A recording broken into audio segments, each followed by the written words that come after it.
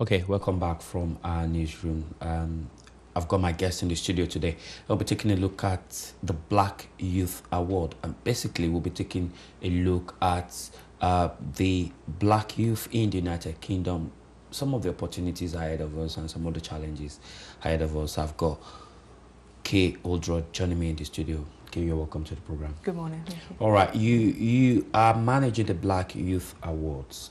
But basically, before we talk about the awards, let's take a look at the BME community, the youth in our community. What are some of the challenges that these youth face in our community? Many challenges. So there are challenges at home, first of all. So we have the breakdown of the family, which creates problems. The foundation isn't there in some of the family units. There are challenges within the education system, the misunderstanding of black youth, especially black boys. Black boys are excluded X amount of times more than their white counterparts. So we have a problem within the education system. There's the situation on the road, so gang activity, not feeling safe in the community. So there's many different factors that our young people actually face. Unemployment, lack of belief and self-esteem and confidence as well, which all goes to create this misunderstanding of our young people. That's on one side of it, whereas on the other side we have very strong, confident and high achievers within our community as well. So there's two different sides, and then obviously everybody that fits in between as well. Let's take a look at this other point you raised about exclusion from the society. Why do we have young black boys feeling excluded and looking at gang as an alternative to feeling included in the society? It's just that there's young people that I work with that when you look at their family background and their structure, and you've got that male father figure missing from the home, and they're seeking to feel safe and secure, they then look to an alternative family, which then becomes the streets. And again, if you've been misunderstood at school, going through primary schools, black children are very high achievers. That transition between year 6 and year 7 going into secondary school, things tend to go wrong. The breakdown of the communication between the home and the school allows, I think, the young person to slip through the net.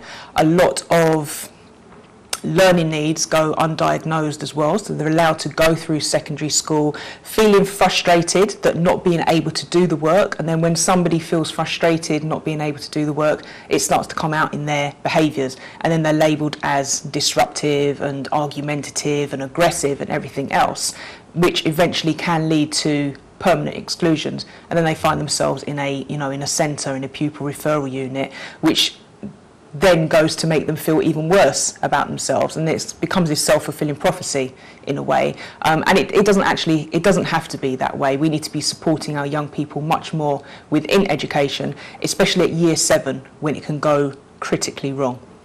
In terms of building careers and being part of the society, comparatively with the black the black youth and their counterpart from other society, what are the basic challenges? Do they feel like they are running a race against time or against color? Basic challenges facing them either at work or again, but looking at the challenges that I've just presented, which are just a handful of them, and then not always having that positive visual representation of themselves in business, for example. So when you don't see somebody who looks and sounds like you within certain industries, where would you get the idea from that actually you can be in that industry? So if you take engineering, for example, there are many black people within engineering, but if it's not promoted in a way to our young people where they actually understand that can be a career route for them, they've got no idea to think, well, I'm at school and I need to apply myself within the sciences, within STEM, for example, to ensure that they have an opportunity within that industry. So for me, it is all about having more representation of young people, of black youth within industries, within business, within, you know, entrepreneurship opportunities, to allow them from a much younger age to know this is what I can do. It's not always about the sports, it's not always about the music, which is typically where people are overrepresented in the black community. We need to have much more stronger representations across the board. Dealing with some of the vices associated with the youth, knife crime, gun crime, and other issues, efforts by the government and the police to tackle some of these vices have not actually, do not tend to be yielding the required result. Just a couple of days ago, a young Nigerian black guy was knifed to death at Thamesmead. Are there ways you think this can actually be controlled and nip in the bud? It's getting too far and too much. It really is. And when you're talking about government initiatives, for me, the solution is not about the government. Yes, they've got a role to play. We need to take it further back, and it has to come from the home, the foundation, not just the family unit within that house, but that whole thing of us as a community looking out for one another. You know, the days of when you would see a child doing something wrong on the road, and as an elder you would say not to do that, send them home, tell the parents.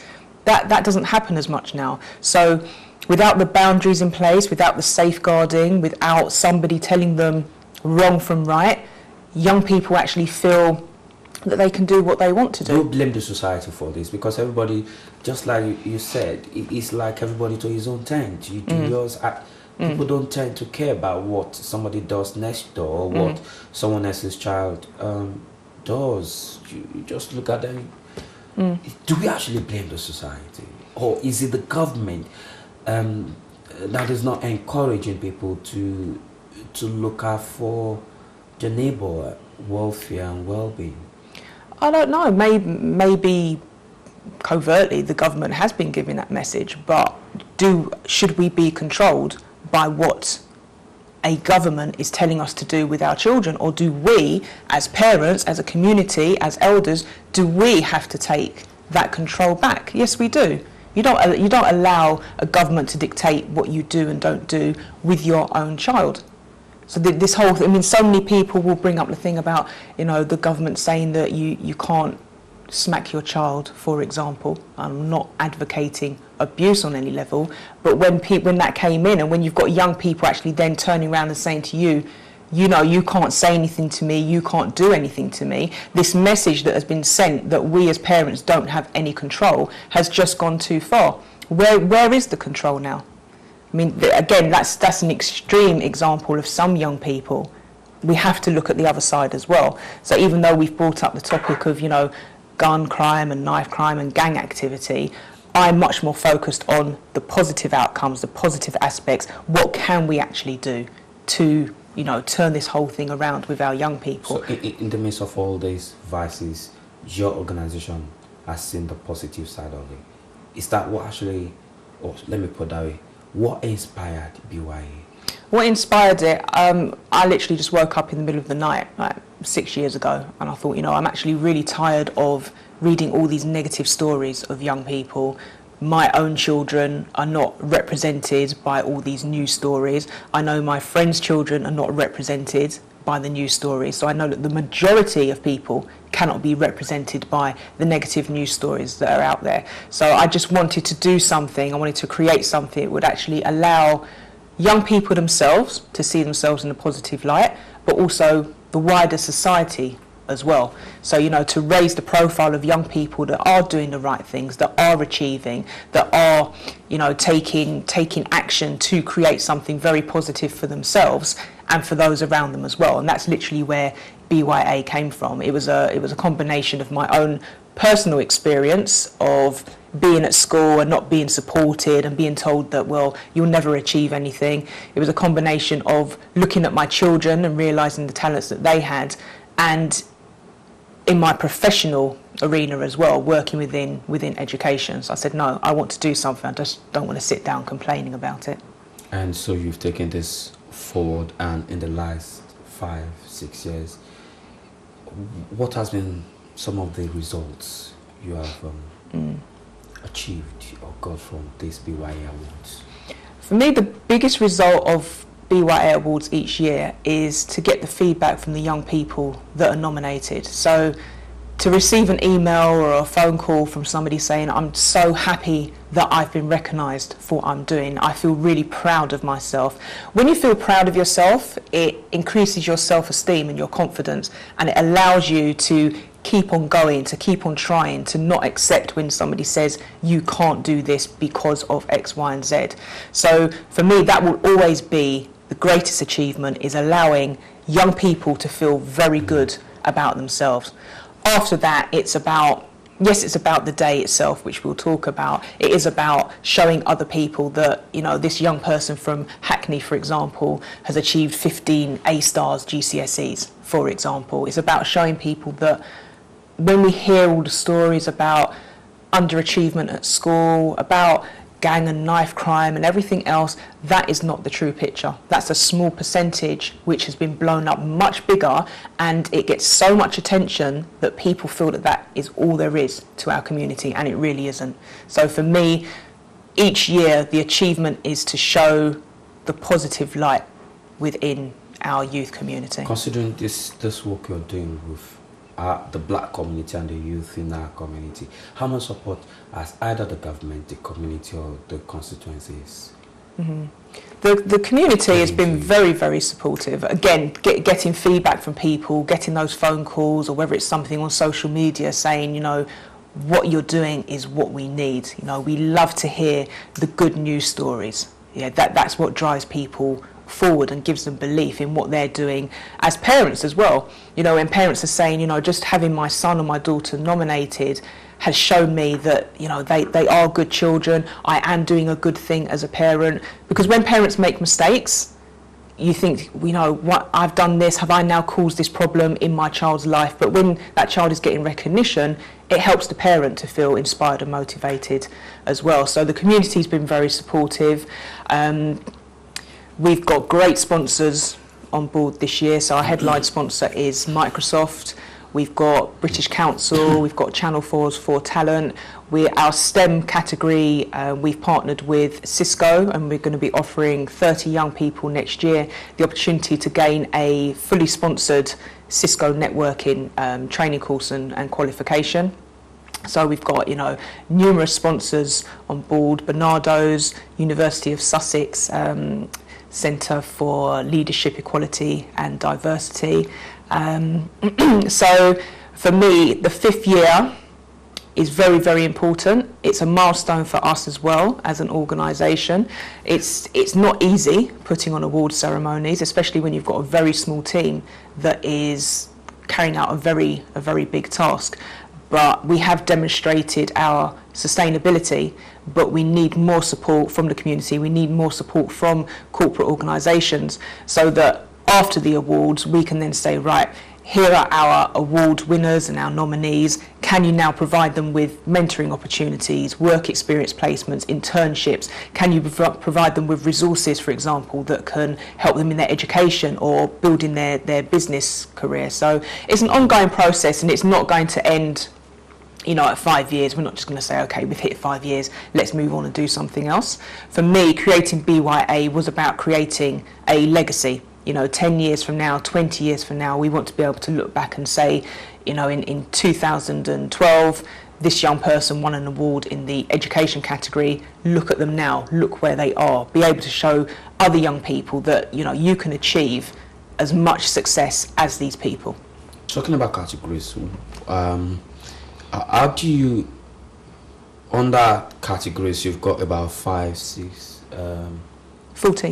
About 14 of them. You've got the literary arts, performing arts, visual arts, business and enterprise, choices, community education, international champion, resilience award, sports, STEM. And then those are categories for people aged 25 and under.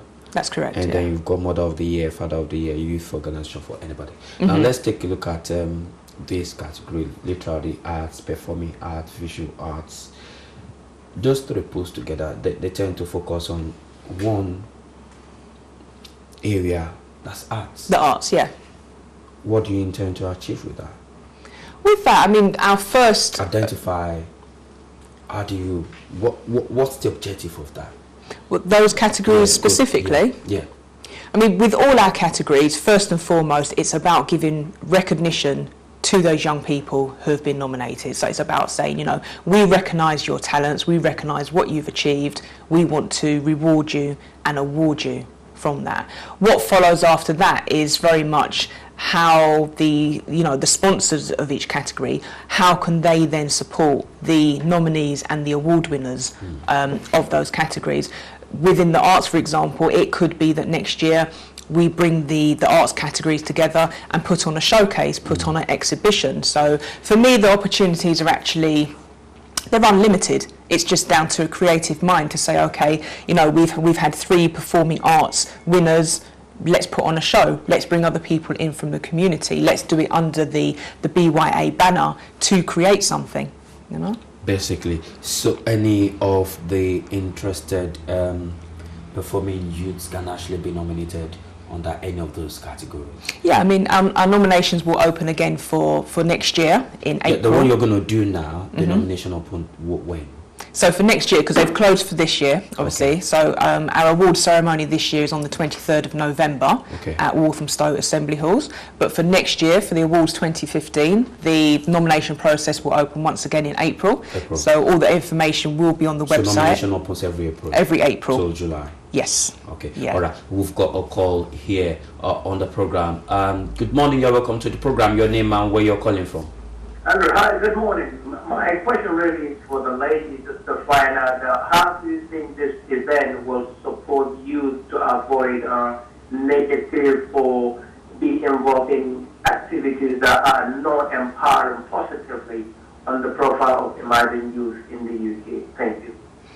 Okay, so that's exactly what BYA Awards is about. It's about showing people that there are opportunities out there. There are things that you can do that doesn't involve being involved in the street. And as I said, the reason why people get involved in negative behaviours is because of how they feel about themselves. So if you give something to somebody that can inspire them, you know, I would encourage parents out there, bring your children to the BYA Awards on the 23rd of November at Walthamstow Assembly Halls. Allow them to see other young people who look like them and sound like them and understand their journey, understand that, you know, they're involved in the arts, they're involved in education, they're involved in community activities, volunteering activities. Allow your child to see a positive role model, a positive image. Allow them to be inspired. Use the day as a networking opportunity to talk to other parents, to talk to other young people. The environment that we're in has a certain amount of control over who we are as people. So if young people are involved in positive activities and around positive people, they're going to stand a much better chance of not getting involved in the negative activities out there. Fantastic. And so this year, how many nominees do you have for this year? I don't know the full total at the moment, but we have 14 categories with 3 finalists in each one, apart from the Youth Organisation of the Year, because that was our most popular category this year. So we've shortlisted to 5 different youth organisation groups in that category there, and which there'll be one winner for each category, which will be announced on the day. The event is being hosted by Adam Deacon, the BAFTA award-winning director, actor and writer. We've got the Mayor and Youth Mayor of Waltham Forest attending as well. So, you know, it's going to be a really good event. We're always sold out every single year. It's open to everybody. Even though it is recognising black youth, we encourage everybody from the community to come along to create a different understanding, a different awareness. Because again, when we're presented with an image of a certain group, if you've not had a first-hand experience or you've had a negative experience of that group, your mind is going to think that everybody is the same. So, you know, we want everybody to come along and enjoy the day. It starts with a 3-course lunch, and then we have the guest speakers, the awards presentations, entertainment, and it's a very, very uplifting and positive day. Again, it's on the 23rd of November. 23rd November, Walthamstow Assembly Halls. 1 p.m. Yes, 1 p.m. All the information's on the website, which is bya-awards.com. bya-awards.com. All right, I've been speaking with Kay Oldroyd, managing BYA Awards 2014, taking place on the 23rd of November, 1 p.m. and Walthamstow Assembly Halls, Forest Road, London, E17 for JD. If you do need more information, visit our website, bya-awards.com, or just Google Black Youth Achievements. Fantastic. And we'll come up. And it's going to come up. That's what's your last words of advice for our youth and their parents watching this program? For parents, I'd say it is very challenging being a parent. There are lots of adversities out there that are causing challenges to our young people. I would say just don't give up on them. When you feel that you're under pressure, seek advice. So we do mentoring and coaching and parenting programs as well. So people can contact me for advice and support. But I say, as a parent, don't give up on your child, because you are that child's last hope in a way of feeling secure. And we know things go wrong, people make mistakes, but mistakes can be turned around. For young people as well, again, talk to people, get involved in a mentoring program, get involved in something that is positive, that is a good distraction for you. Everybody has some kind of gift and talent, and you need to have positive experiences to draw the best out of you. Again, it's not easy, mistakes will always be made, but young people deserve the opportunities that we can give to them. So I would ask the community to be more supportive of young people. Don't dismiss them, don't look on them in a certain way on the road, because you don't know what that person is actually going through. Is there any other way you think government can give a better support than it's doing at the moment to? Possibly. There's always more. There's always more that can be done, but it's not just down to one area. So we as people, as individuals, as parents, as community leaders, as elders, as church leaders, as schools, everybody has got a role to play, including the young person as well. That young person has to take responsibility for their lives, for their actions, and not just allowing things to get out of control. But it's challenging when you've got different things being thrown at you all the time. But as I said, we've all got a role to play. And the term of community, what does that actually mean to people? So I think more conversations need to happen. There needs to be more collective working between organisations as well to tighten that net so that young people are not allowed to fall through. All right. I've been speaking with Kay Oldroyd. Kay, thank you for being part of the program today. It's a pleasure having you on the show. Do not forget, Sunday 23rd November, 1 p.m. You may check them out. Just Google Black Youth Awards, and it's going to pop up, and you can get more information about what they do. Let's go on this very short break now, and when we return, we'll be going to the other side of the continent, Africa, and indeed Nigeria. We'll be looking at issues around Africa. And of course, when we return again, we'll be taking a look at UK and Europe immigration matters. Don't go away. Let's go on this short break. We'll be back.